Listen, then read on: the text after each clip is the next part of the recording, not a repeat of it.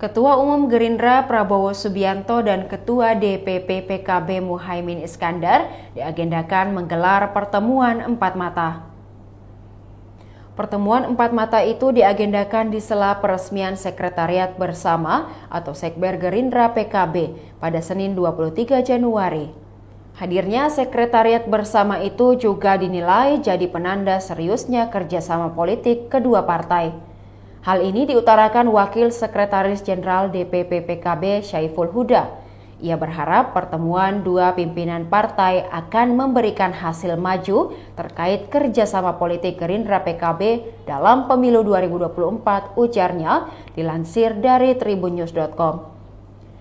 Sekber ini akan menjadi pusat aktivitas kerjasama politik dari kedua partai.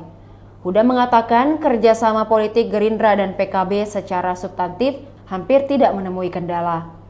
Dua partai ini secara ideologis saling melengkapi. Bentuk kerjasama telah disepakati dalam piagam deklarasi hingga komunikasi intensif antar dua belah pihak terus dilakukan dalam beberapa waktu terakhir. Saat ini tinggal satu kesepakatan mengenai siapa figur calon presiden dan calon wakil presiden yang akan diusung oleh kedua belah pihak dalam pemilu 2024. Huda berharap pertemuan empat mata Caimin dan Prabowo akan membicarakan persoalan tersebut. Sebab dua figur itulah yang berdasarkan piagam koalisi mempunyai otoritas untuk menentukan siapa calon presiden dan calon wakil presiden yang akan diusung oleh Gerindra dan PKB dalam pemilu 2024.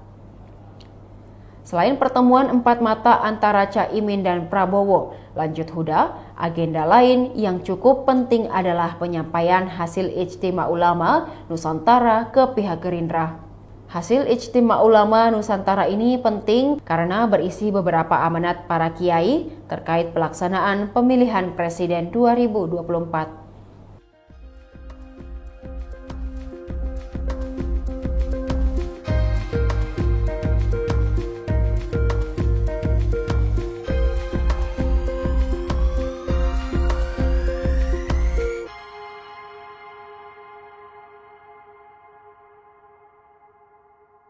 Demikian Tribun Hot News kali ini, saksikan berita lainnya hanya di kanal YouTube dan Facebook Tribun Timur.